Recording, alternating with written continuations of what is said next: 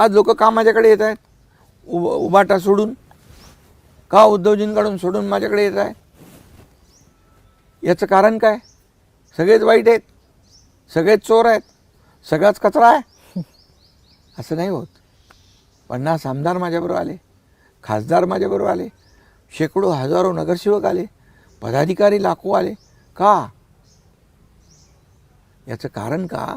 कारण लोकांना त्यांच्या पाठीशी उभा राहणारा पाठीराखा लागतो, त्यांच्या अडचणीत धावून जाणारा कार्यकर्ता लागतो, त्यांच्या संकटात धावून जाणारा कार्यकर्ता लागतो.